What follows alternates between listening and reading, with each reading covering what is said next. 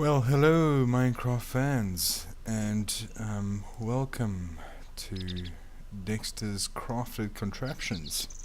First, what I'm going to do is I'm going to introduce you to my farm. This is Radiant Farms. You can see here my egg producer.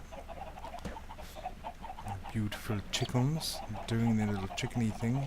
What happens is they lay their eggs, pops down through there, and falls onto this. Here we've got my melon farm.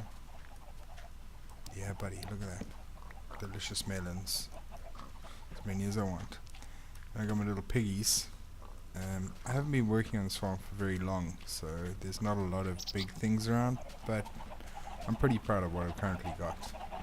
I've also got a lava area. Here's another piece of my melon farm, as you can see. I've also been working on the lava area, which is down here, but I've subsequently taken all the lava out to get obsidian so that I could make the nether portal, which is underground, to make sure it doesn't disturb me at night while I sleep.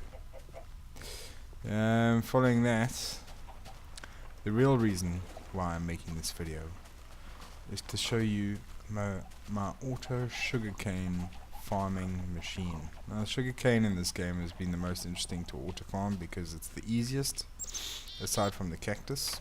I'm just going to give you a little tour through my house. Painting, yeah. Little kitchenette area with some stovies. My bedroom. It's another proper cooking area. Should be stuff in there? Yeah, buddy. Look at that. Delicious goodies. This is my coal chest. See there? Kale. Then we go down here, and this is the full layout of my storage area.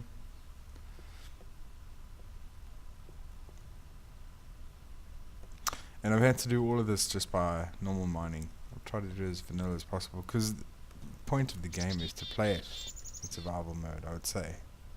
Yeah. And then what we've got down here is my enchantment area with the huge library and a little table as well, just in case I need to quickly make a weapon. You can see my little enchantment library, my underground enchantment library. And I thought one of the most interesting things that I made is these sunken in lights, which is pretty cool. They don't really get in the way, and they provide the same amount of light as they would normally do in a square like that. But it's so strange how inside that block it just blacks out. Okay, so let's get to the sugarcane farm. Yeah, automatic sugarcane farm. First, what I'll do is I'll show you the whole thing. So from here, that's what it looks like. So I call this my vertical sugarcane farm. It only uses one bucket of water in order to get everything going.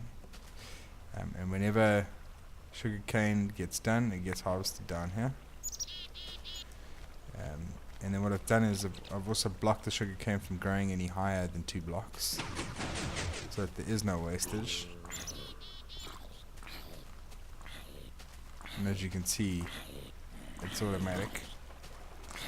I've also got a switch over here that we can use. Just get rid of this guy. Switch over here that we can use in case we want to manually set the thing off. If you go down here, I'll give you a quick look at how this whole thing works. So you can see up there, that stops the sugarcane from growing higher than 2 blocks. Then you've got your little water channel next door. These blocks over here then head off any sugarcane that's grown. And the whole point for this block here is to try and stop it from bouncing off. But I see we're still having a problem with that. Take you right to the top, so that you can see how the circuitry works right at the top. Okay, so what happens is that as the signal gets passed up, this torch lights up and then sparks every single one of these, which then in turn obviously then activates the piston. And that was a very cool idea that I saw online not so long ago. Normally you'd have to use repeaters and then you'd have to extend your circuit by 2 blocks, but here you just put a block on top and you put the the redstone on top of the block that you've put on top of the piston, and that activates the piston perfectly fine, which is pretty cool. Then if you go over here, I'll show you. So you've got intermittent active torches. So what it does is it inverts the signal to where it needs to be. So every time it activates it, it inverts the signal and then lights up that redstone wire. And these active torches are then next to the actual pistons, so that when the signal passes through, those will switch off. It inverts it so that the signal that's on top of the piston then activates and switches the piston into an active mode. Now, one of the things that I've been working on specifically for this thing is to, oh, that's something I forgot to show you, was how the waterway worked. So because each one of these is only 8 blocks long, right, I put one bucket of water in there. Then each and every single one of these has a fall away that just goes into the next one, as you can see here, and goes from side to side. And then this also lets all of the sugar cane fall down to the bottom. As you can see, there it goes.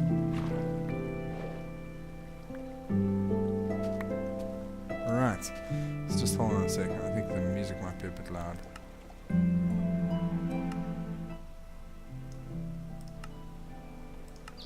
Okay, so that's basically how the whole thing works out. So you've got a manual switch, inverted circuits, and things going across the top. But now how the timer works is pretty interesting. It's something that I've been trying to play around with to save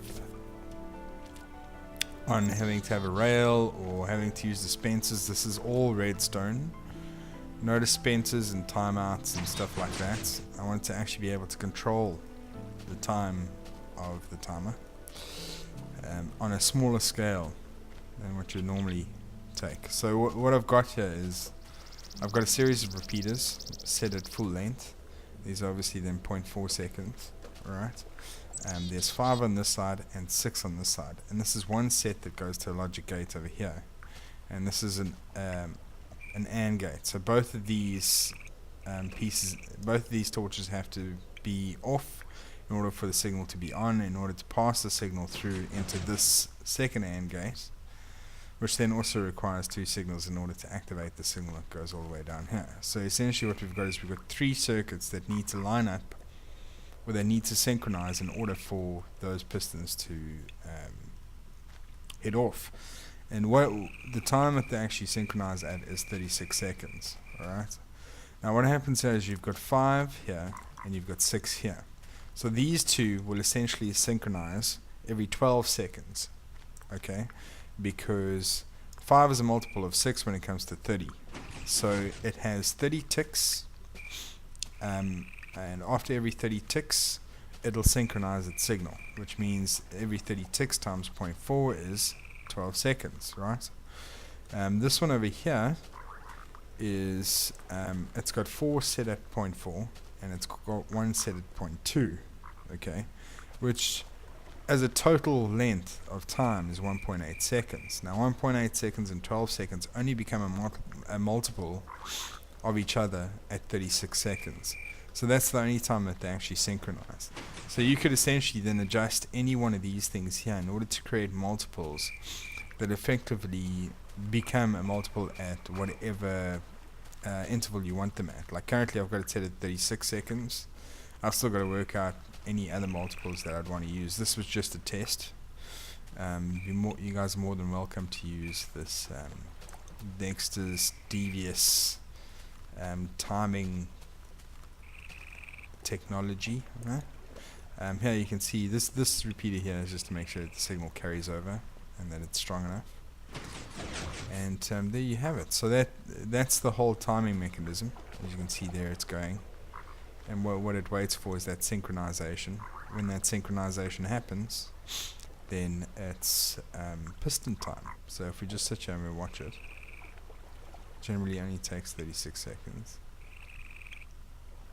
And It's almost there. Almost.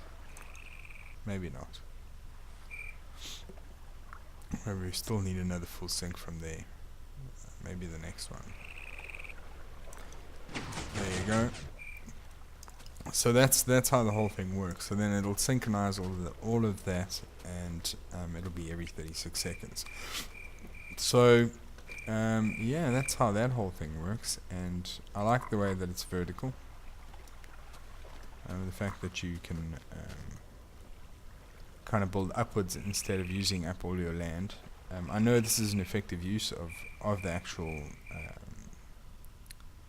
what you call it, the area of the space that I've got, because I could essentially then create 2 pools of the sugar cane, one this side and one that side, and then put pistons on both sides.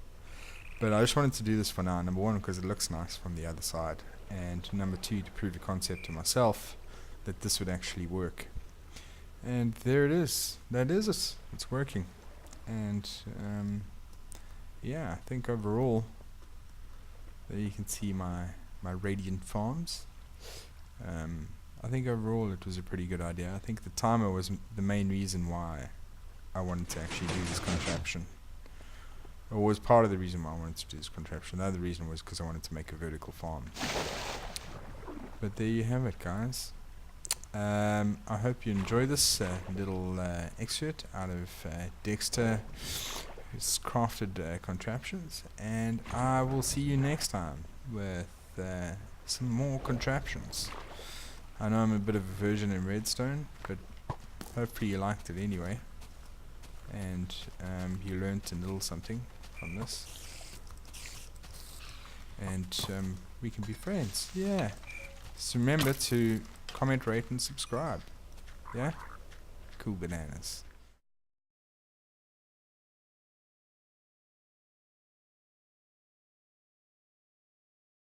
Shit! Your face!